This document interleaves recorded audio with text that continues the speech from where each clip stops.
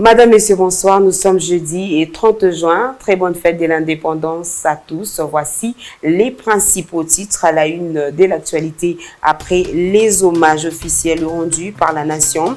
La dépouille de Patrice Emery Lumumba a été inhumée ce 30 juin, jour de l'indépendance. Le président Félix-Antoine Tshisekedi Tshilombo et Denis Sassou Nguesso ainsi que les enfants Lumumba ont assisté à cet enterrement symbolique intervenu à l'issue d'une grande cérémonie d'hommage organisé à l'esplanade de la tour de l'échangeur à Limete. Pendant ce temps, la situation sécuritaire reste confuse au nord Kivu. Les terroristes du 23 ont bombardé ce jeudi 30 juin un village de Rwanguba situé dans la localité de Kibanda. Le bilan fait état de plusieurs blessés dont des enfants. Enfin, de l'utile à l'agréable, les initiateurs de l'orchestre Wenge Musica 4x4 sont en train de livrer un concert des siècles en ce jour crucial de l'histoire de la RDC, 25 ans après leur séparation. JB Piana, Werrason, Adolphe Dominguez et les autres agrémentent la célébration du 62e anniversaire de la RDC au stade des Martyrs. C'est tout pour les titres. Madame, Messieurs, bonsoir. Je disais dans les titres, après les hommages officiels rendus par la nation, la dépouille de Patrice Emery Lumumba a été inhumée ce 30 juin, jour de l'indépendance. Seuls les présidents Félix-Antoine Tshisekedi et Denis Sassou Nguesso ainsi que les enfants Lumumba ont assisté à cet enterrement symbolique intervenu à l'issue d'une grande cérémonie d'hommage organisée à l'esplanade de la tour de l'échangeur. Délimité le reportage de Jancy Rachidi. Désormais, l'âme de Patrice Emery Lumumba peut reposer en paix 61 ans après son assassinat. C'est dans un monument érigé au pied de l'échangeur de Limete, débaptisé Mémorial Patrice Emery Lumumba, que la relique de Lumumba, enveloppée du drapeau national, a été inhumée en toute intimité familiale en milieu de journée. C'était en présence du chef de l'État, Félix-Antoine Tshisekedi Tshilombo, et du président congolais, Denis Sassou Nguesso, ainsi que les enfants Lumumba. Prenant la parole, le chef de l'État, Félix-Antoine Tshisekedi, qui a fait part de son soulagement de voir enfin au pays une sépulture pour le héros national Patrice Emery Lumumba, 61 ans après son assassinat. Par ailleurs, nous avons également noté la présence des milliers de Congolais venus pour rendre hommage au tout premier ministre congolais Patrice Emery Lumumba. Le 30 juin symbolise la fin du joug colonial et bien avant, le chef de l'État, des chefs des confessions religieuses ont dit chacun une prière devant le cercueil de Patrice Emery Lumumba. Il s'y est dénoté que l'inhumation de Lumumba marque aussi la fin du pèlerinage mémorial qui a conduit la dépouille de Lumumba à tout lieu des mémorials, à savoir Onaloa, Kisangani, Lubumbashi, Chilantembo et Kinshasa.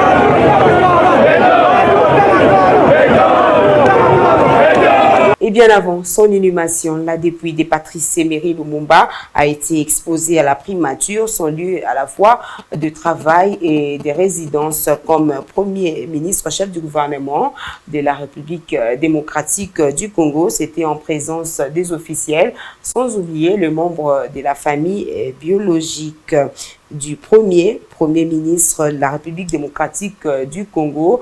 Le reportage des fidèles Luzolo. Aussitôt acheminé à la primature et après l'accueil par le Premier ministre Jean-Michel Sama Lukonde, la dépouille de Patrice Emery Lumumba a été déposée pendant un moment au bâtiment qui porte son nom en présence de membres de sa famille et de quelques membres du cabinet du Premier ministre. Après l'étape du bâtiment Lumumba, s'en est suivi une cérémonie d'hommage au jardin des premiers ministres, notamment un culte écuménique d'action de grâce, des divers témoignages des anciens premiers ministres de la République démocratique du Congo, en l'occurrence Évariste Mabi Mulumba et Bruno Tshibala. Ces derniers ont dans leurs témoignages émouvants reconnu publiquement le sens du combat mené par Patrice Emery Lumumba. Les familles ont également rendu un témoignage en mémoire de Patrice Emery Lumumba. Dans son oraison funèbre, le Premier ministre Sama Lukonde a eu de mots justes pour rendre un hommage mérité à Patrice Emery Lumumba qu'il porte bien dans son cœur pour le combat mené en vue de l'indépendance de la RDC et dont il a aujourd'hui le mérite d'avoir assisté au rapatriement de sa dépouille 61 ans après au pays de ses ancêtres. Le chef du gouvernement a brossé le parcours combien élogieux de son prédécesseur et précurseur à la primature. Il a salué par ailleurs le courage de son prédécesseur qu'il prend pour modèle de la jeunesse congolaise, jeunesse qu'il a exhorté de continuer à s'abreuver à la source de la dignité pour laquelle Patrice Emery Lumumba s'est battu. Sama Lukonde a aussi exhorté les membres de son gouvernement à être à la hauteur de l'esprit Lumumba et à la grandeur de la RDC. Juste après son oraison funèbre, le Premier ministre Jean-Michel Sama Lukonde a procédé au dévoilement d'une œuvre d'art dédiée à Patrice Emery Lumumba dans l'enceinte de jardin des premiers ministres à la primature. S'en est suivi enfin des dépôts de gerbes de fleurs. Et puis la ville de Kinshasa regorge de plusieurs grandes avenues qui font aujourd'hui la fierté de la République démocratique du Congo. Au nombre de ces artères de renom figure le boulevard Lumumba en l'honneur du tout premier ministre de la République démocratique du Congo. Cette avenue qui part de l'aéroport national d'Indolo pour chuter à sa jonction avec la RN1 qui se prolonge jusque dans la province de l'ex-Bandundu et la deuxième route la plus longue de la ville de Kinshasa zoom sur le boulevard Lumumba avec Joël Isselona. Anciennement appelé route Kenge, le boulevard Lumumba est l'une des principales artères de la ville de Kinshasa, baptisée en l'honneur de Patrice Emery Lumumba. Il débute à la première rue et se prolonge vers le sud-est en passant par la place de l'Échangeur en direction de l'aéroport international d'Njili et de la province du Bandundu. Le boulevard Lumumba est doté de quelques passerelles nouvellement construites qui facilitent le passage des piétons. La première se trouve à la première rue, la deuxième à la 7e rue, la troisième à la 13e rue. Avant l'ajout de ces trois nouvelles, le boulevard Lumumba possédait déjà deux autres passerelles dans le district de la Tchangu. Cette infrastructure dispose également de 3 sauts de moutons, dont le plus grand est situé au niveau du quartier des Bonhommes. Lorsqu'on sillonne le boulevard Lumumba, on peut remarquer de petits marchés de fortune qui se sont créés de part et d'autre des passerelles et des sauts de moutons. Le boulevard Lumumba a été modernisé en 2011 par l'agence congolaise de grands travaux. Ces travaux d'agrandissement et de modernisation ont été lancés par l'ancien chef d'État Joseph Kabila. Il consistait aussi à la réhabilitation de 2 petits boulevards de part et d'autre du grand boulevard. Actuellement, le boulevard présente un nouveau visage car il a subi un aménagement et un embellissement dans son tronçon, compris entre la première rue et la 18e rue. Un projet lancé dans le cadre du programme d'assainissement de la ville de Kinshasa. On peut y trouver des aires localisées autour des passerelles, des espaces récréatifs ainsi que des parcs de jeux pour enfants. À noter que le boulevard Lumumba est la seule voie de la ville de Kinshasa qui mène jusqu'à l'aéroport international d'Njili. Il est considéré comme la principale voie de sortie pour les habitants de la Tchangu qui souhaitent atteindre le centre-ville de Kinshasa. L'accession de la RDC à la souveraineté nationale, 62 ans après, les infrastructures routières laissées par les Belges et différents gouvernements post-coloniaux de Kinshasa sont dans un état de dégradation très prononcé, un véritable casse-tête du côté des usagers confrontés aux problèmes de circulation du fait des embouteillages. Le reportage d'Esther Pinda.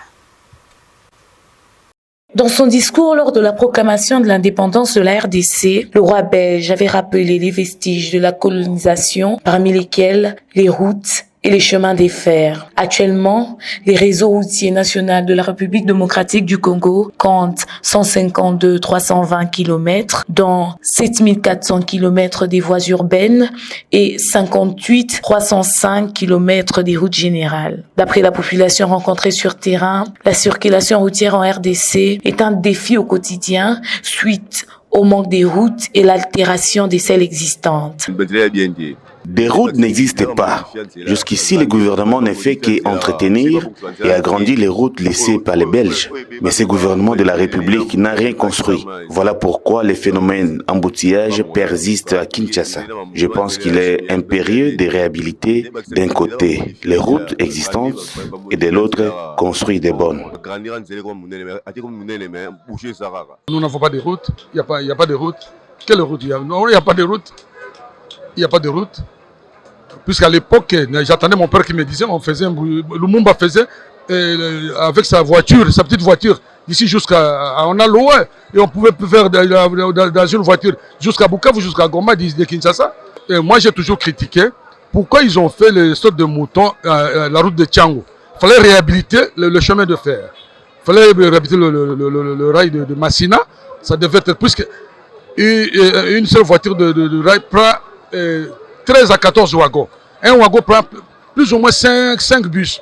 Ça devait résoudre le problème. Ici est de noter que le gouvernement a mis en place des projets de réhabilitation des routes, notamment Kinzero-Trou et Tilé-Gelou. L'Institut Lumumba, situé dans la commune de Limete, qui a fait parler de lui vers les années 80 et 90, est en train de mourir à petit feu.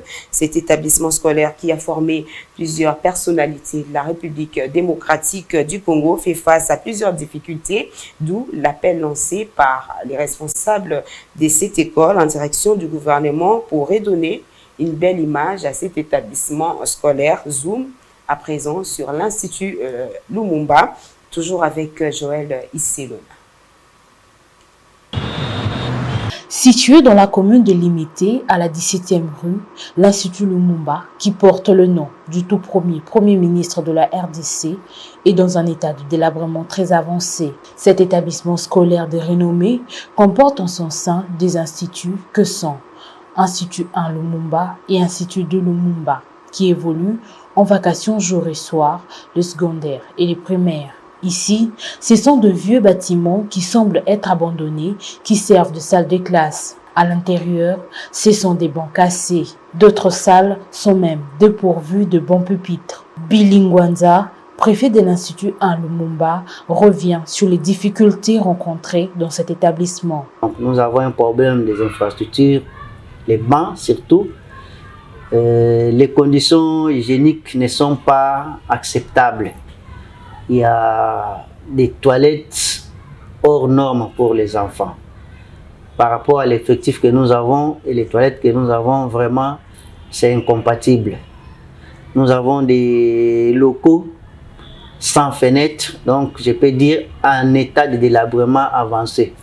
Je lance l'appel aux autorités qu'ils viennent nous aider pour faire en sorte que les noms de Lumumba soient pérennisés même à travers cette école. Il faut signaler que le gouvernement congolais avait réfectionné il y a quelque temps les bâtiments de l'école primaire.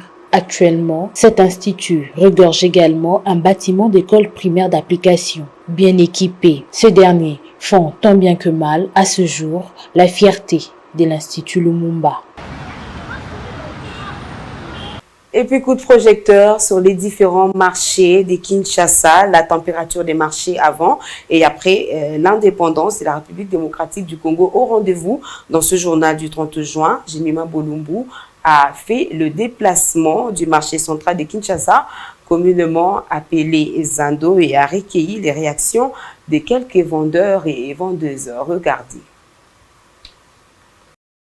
En ce 62e anniversaire de l'accession de la RDC à la souveraineté nationale et internationale, le projecteur de Congo Buzz Télévision sont braqués sur le secteur de l'économie nationale, plus précisément du côté structure des prix au niveau du marché central de Kinshasa, Zando, communément appelé par le Quinois. Question d'évaluer la température du marché avant et après l'indépendance. Pour concilier cette observation participative, un échantillon de commerçants de marché central de Kinshasa ont livré leurs impressions au micro de Congo Buzz Télévision. Le marché a été démoli et fermé sans structure d'accueil. Depuis 1978, je suis vendeur dans ces marchés. Mais à ce jour, nous sommes en train de peiner. Les autorités décident sans tenir compte des conséquences.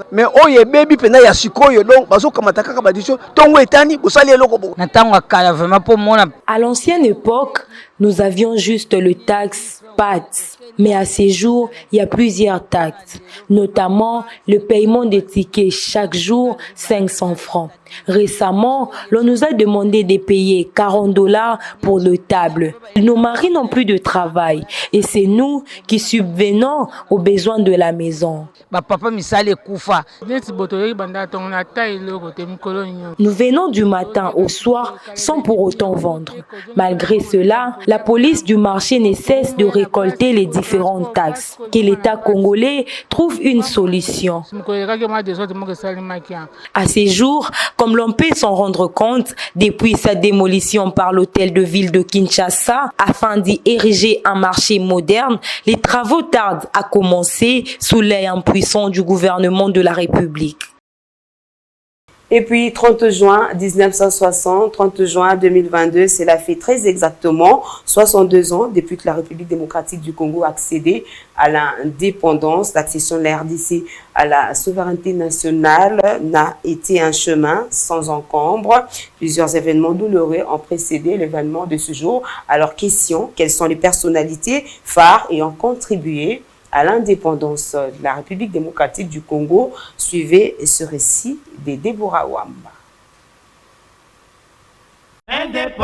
62 ans après l'indépendance, nous remontons à la surface les souvenirs de certaines personnalités congolaises qui ont servi la cause nationale sans forcément attirer sur elles les attentions souhaitées. Un passé historique par les biais de ses compatriotes dont les œuvres ont traversé les temps et qui aujourd'hui baignent dans une espèce d'aura sans récompense. Joseph Okito, né le 5 février 1910 à Lusambo, au Congo belge, est mort le 17 janvier 1961 près d'Elisabethville, l'actuel Lubumbashi, dans l'état du Katanga. Homme politique congolais et proche allié politique de Patrice Emery Lumumba. Okito a été arrêté près de Kikwit et ensuite transféré au camp Léopold avec le ministre de la Jeunesse et Sport, Maurice Polo. Il a été le premier à être abattu alors qu'on le conduisait à l'arbre pour être exécuté à peloton d'exécution. Il dit « Je veux qu'on s'occupe de ma femme et mes enfants à Léopoldville » et on lui a répondu « Nous sommes au Katanga, pas à Léo ». Polo Maurice, né le 4 mars 1928 à Inongo, est mort le 17 janvier 1961, un homme politique congolais assassiné aux côtés de Joseph Okito et Patrice Emery Lumumba. Il fut ministre de la Jeunesse et Sport dans le gouvernement Lumumba, exécuté également le 17 janvier 1961 et son corps fut découpé puis fondu dans la soude.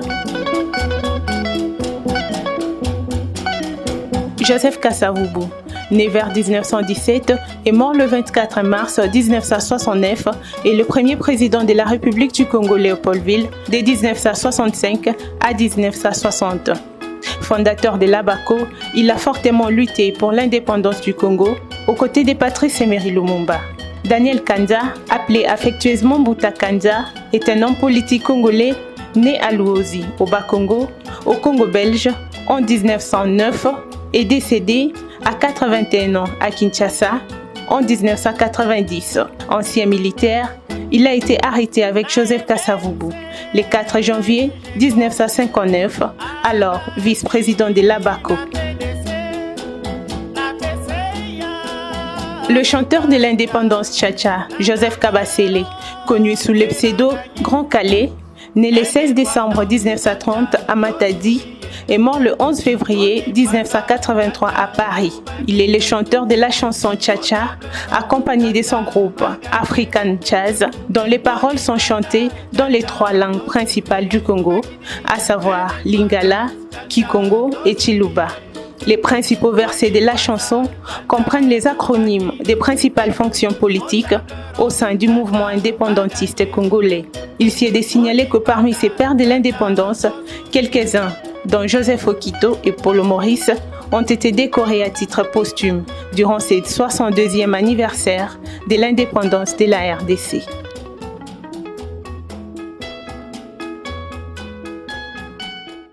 Et puisque la mémoire collective est aussi individuelle, quelques Congolais ont livré leurs impressions sur la période postcoloniale et les tentatives de réconciliation entre la République démocratique du Congo et le Royaume de Belgique. Ils sont au micro de Serpinda. Regardez. Vous savez, ce qui est vrai, il faut que les gens comprennent. D'abord, l'indépendance en soi, nous l'avons raté dès le départ, parce que juste après 1 mois seulement, que nous avons commencé déjà à connaître les difficultés. Alors, lesquelles difficultés nous a amené la sécession? Vous avez vu, n'est-ce pas, la survenance de certains velléités qui poussaient certains Congolais, certains de nos compatriotes, à l'instar de Moïse Tchombe, de déclarer la sécession katangaise. Et puis finalement, après, nous avons Kalonji qui est allé aussi loin pour, n'est-ce pas, créer un grand Kassai. Moi, j'estime que nous ne sommes pas encore indépendants, nous avons toujours des problèmes, il faut voir dans la mesure du possible. Et Lumumba est décédé, moi c'est celui qui m'a donné les messages pour me dire que nous devons maintenant réécrire notre propre histoire. Est-ce que pour la Dabiso et Bunga, il faut que nous parti politique et En fait, je me demande si le développement d'un pays dépend de la pluralité des partis politiques. Nombreux sont des jeunes aujourd'hui qui sont à l'échangeur au niveau des limités en train d'agiter les drapeaux des partis politiques, alors que beaucoup d'entre eux ne connaissent même pas l'histoire de la République démocratique du Congo. C'est bien de se rendre à limité, à l'échangeur. Est-ce que nous en comprenons l'importance? Aujourd'hui, les gens ignorent la valeur de Lumumba et ceux qui ont combattu à ses côtés, notamment Paulo Maurice et Okito. À ce jour, la Belgique veut se réconcilier avec la RDC. Mais on accorde son pardon qu'à celui qui, au-delà de s'excuser, regrette ses actions. Il faut la réparation des préjudices causés par la Belgique à la RDC. À l'initiative de Pamela Muziga, présidente de la Ligue des femmes du groupe d'élite Tshisekedi, en collaboration avec les notables de Yolo, la commune de Kalamou a vibré ce jeudi 30 juin au rythme des Salongo, Yolo propre ou rien. Membres du GRET, population du coin et notables de Yolo ont tous accompagné Pamela Muziga dans sa volonté d'assainir quelques avenues du quartier Yolo. Le reportage de Naomi Pila. En marge de la commémoration du 70e anniversaire de l'indépendance célébrée ce jeudi 30 juin, la présidente de la Ligue de femmes du groupe d'élite tshisekidiste GRET en sigle, Pamela Muziga, a choisi de célébrer cet événement historique à sa manière avec le sien du quartier Yolo dans la commune de Kalamou à Kinshasa. Surnommée Lumière de Kalamou, Pamela Muziga, en collaboration avec le notable de Yolo, ont sensibilisé la population du coin à militer pour un environnement sain. En lieu et place des discours, ils ont choisi de prêcher par l'exemple. La délégation des Grecs sur place, accompagnée de la population, ont assaini quelques avenues du quartier Yolo.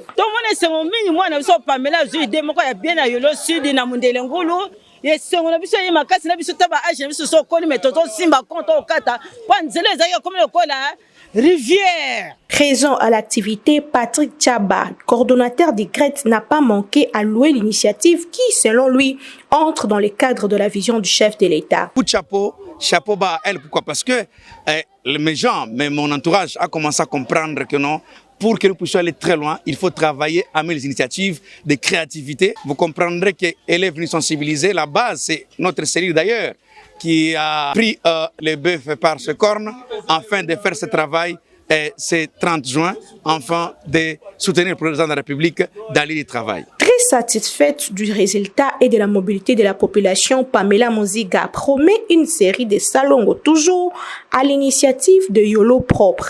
Nous, en tant que natifs de Kalamo, c'est ma commune, j'avais voulu commémorer ensemble avec mes frères et sœurs de cette commune d'une autre manière. Moi, je suis du GRET. GRET, c'est le groupe de réflexion des leaders tshisekédistes. Nous prenons des idéaux tshisekédistes, entre autres le bien-être social. C'est en ces moments où nous nous sommes décidés d'organiser ces salons spéciaux pour essayer un peu de mettre de la propreté dans cette avenue qui a plus de 2 décennies qui souffre de cette insalubrité. Nous avons voulu ne pas seulement dire avec des paroles que nous soutenons le chef de l'État, mais nous voulons le faire avec les actes. De Bité à 6h30, c'est autour de 13h que s'est clôturé les salons Yolo Propre avec comme résultat l'assainissement des avenues Mondele-Ngoulou, Kassa-Ngoulou et le curage de plusieurs caniveaux à la grande satisfaction des habitants du coin.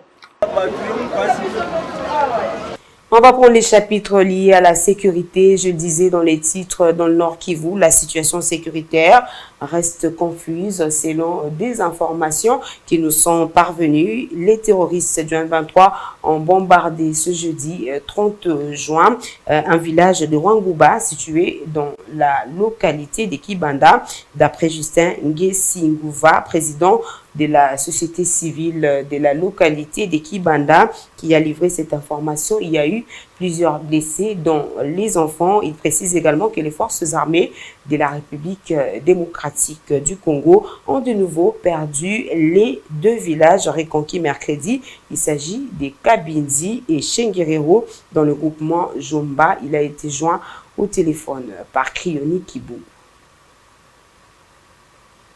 À l'heure où je vous parle, je suis dans le groupement de Jomba, précisément dans la localité de Kibanda, Rwangouba.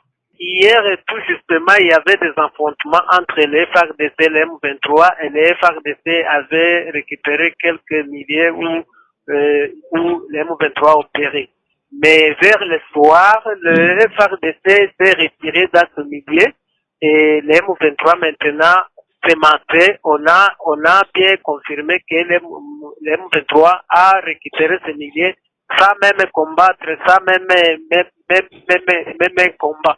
Aujourd'hui, l'armée n'en avance pas. Aujourd'hui, il n'y a pas de affrontements. Donc, même là où les FARDC se trouvent, il n'y a pas de affrontements. Même les M23. Le problème est que aujourd'hui, quand on était on était en train vraiment de savourer l'indépendance, et la M23 a commencé maintenant à bombarder les milieux où se trouvent les déplacés, et voire même des populations ici à Rwangouba. Donc il y a 8 bombes qui sont tombées et à côté de Rwangouba et d'autres sont tombées à Rwangouba et d'autres sont tombés aux environs même de Rwangouba, et ceci a causé même un mort d'un jeune garçon de 12 ans et deux blessés, une fille et une maman. Donc vous voyez que la population a totalement peur de ces atrocités causées par les M23. On va parler santé. Des réactions ne cessent de tomber au lendemain des travaux des Bibois au syndicat national du personnel technico-administratif et des services. On indique que ces travaux ne constituent qu'une goutte d'eau dans l'océan. Jacques Kizemba, secrétaire général du SINAPETAS, affirme que sur 55 336 agents non payés, le gouvernement n'a pu aligner que 1000 sur l'ensemble du territoire national. Regardez.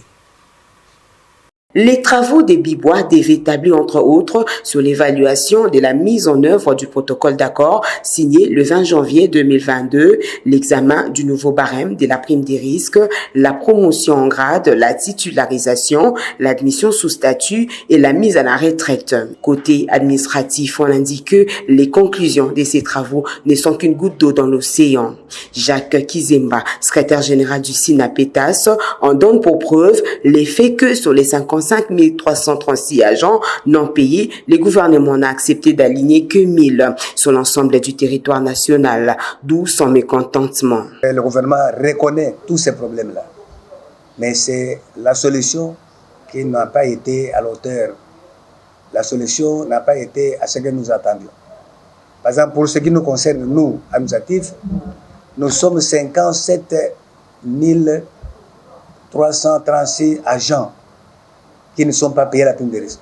Et le gouvernement trouve comme solution, il accepte d'aligner 1000 pour le 4e trimestre de cette année. 1000 sur 57. Vous voyez ce que ça représente. Les 1000 sur l'étendue de la République. L'étendue. J'ai fait une démonstration devant les excellences pour dire qu'avec cet effectif, on ne pourra payer que 2 agents par zone de santé, parce que nous avons 516 zones de santé. Donc pratiquement, c'est une goutte d'eau dans l'océan. Les 1000 là qu'il faut aligner.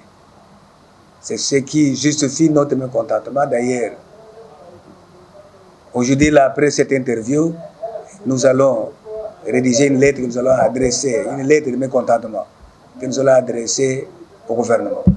Le secrétaire général du SINAPETA s'est indiqué que les administratifs de santé constituent la catégorie la plus lésée de ces travaux.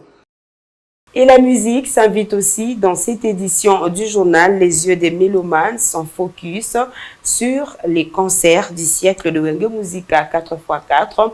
25 ans après la dissolution, les Quinoises et Quinoises célèbrent la fête de l'indépendance au rythme de Wenge Musica après plusieurs années. Pour ceux qui n'ont pas vécu cet événement, c'est une joie immense de le revivre en face sur un même podium. Le reportage de Daniel Kamboua. C'est au stade des martyrs de la Pentecôte que les Congolais sont en train de célébrer l'indépendance de la République démocratique du Congo au tour rythmique des Banawenge Musica, ce 30 juin 2022. Joyeux, détendus, sourire aux lèvres, les Quinois et Quinoises n'ont pas tardé à s'aligner en file indien ce matin pour revivre la production de tous les ténors du groupe mythique de la commune de Bandalungwa qui a commencé à marquer l'histoire de la musique africaine depuis les années 80. C'est un plaisir d'assister vraiment à cet événement. Mais avant de commencer, je vais d'abord souhaiter bonne fête de l'indépendance congolais et congolaises. C'est un grand événement après beaucoup d'années que le groupe Wenge Musica a vu ses leaders se séparer. Mais aujourd'hui, ils vont jouer ensemble. Donc, c'est un grand plaisir pour nous qui n'avons pas pu vivre en scène ou en live quand ils étaient ensemble. Et donc, c'est une joie immense pour nous de danser au rythme de Wenge Musica 4x4.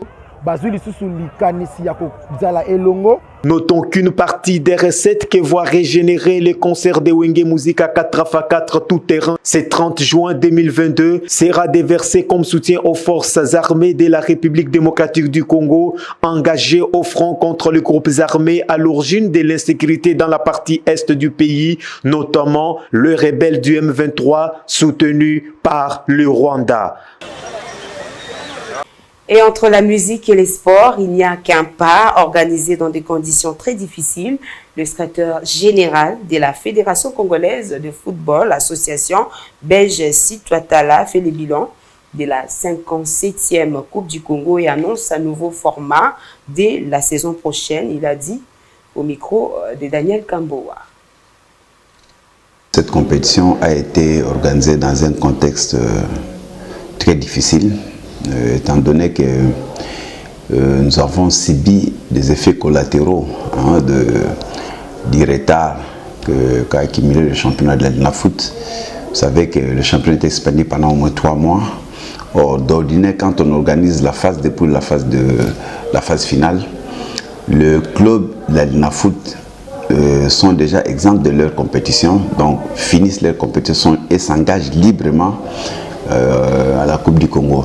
Ça n'a pas été le cas pour le moment, il y a eu télescopage de 2 compétitions. Donc nous étions dans l'obligation de clôturer 48 heures avant le 30 juin et pour permettre également d'envoyer le nom du club qui devait accompagner le 3e de la foot à la Coupe de la Confédération. Donc la grande satisfaction est le fait que tout s'est bien passé sans incident et nous avons noté l'exploit du détenteur Dankle Motema Pembe qui, après avoir gagné par forfait au premier tour, c'était contre Vekle Bumba, et c'est facilement défait de la LMC de Matadi en quart de finale et en demi-finale Motema Pembe a récidivé, mais hier c'était une grande finale. D'ailleurs l'unique but de la partie a été marqué dans le temps additionnel. Donc si Dieu nous prête vie et que nous soyons encore là, je pense que nous allons réfléchir pour essayer de réformer cette compétition, faire en sorte qu'elle commence au même moment que les autres compétitions. La page noire dans cette édition du journal est consacrée au décès de l'un des pionniers de la presse congolaise. Il s'agit de M. Cyril Momoté Kabangé, décédé à Bruxelles vendredi à l'âge de 80 ans des suites d'une longue maladie. Deborah Wamba revient sur le programme des funérailles.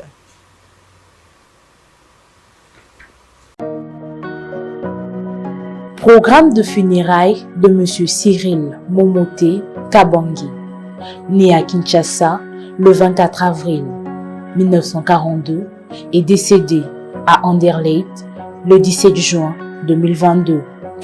Un dernier hommage peut lui être rendu au funérarium Vanesse le samedi 25 juin 2022 de 16h à 19h, le jeudi 30 juin de 17h à 20h. Adresse 7 rue Jean-Baptiste Verbiste à 1090 Gate. La messe de funérailles aura lieu à l'église Saint-Martin le vendredi 1er juillet 2022 à 13h.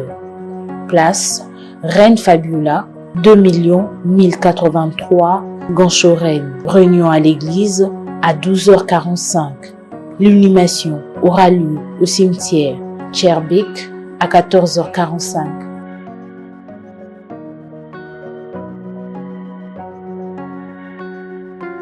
Qui est alors Cyril Momoté Kabangé? Suivez son portrait dressé ici par Bienvenue Yaï.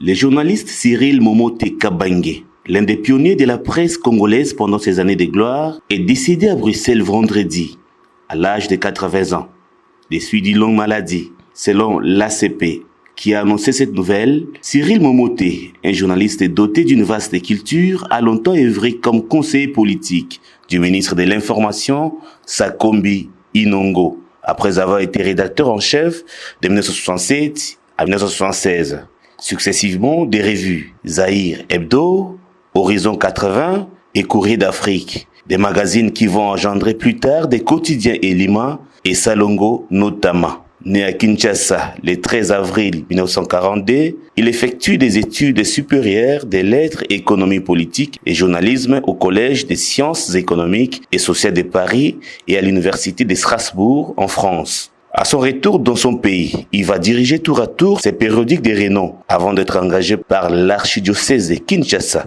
qui le nomme rédacteur en chef de l'hebdomadaire Afrique chrétienne.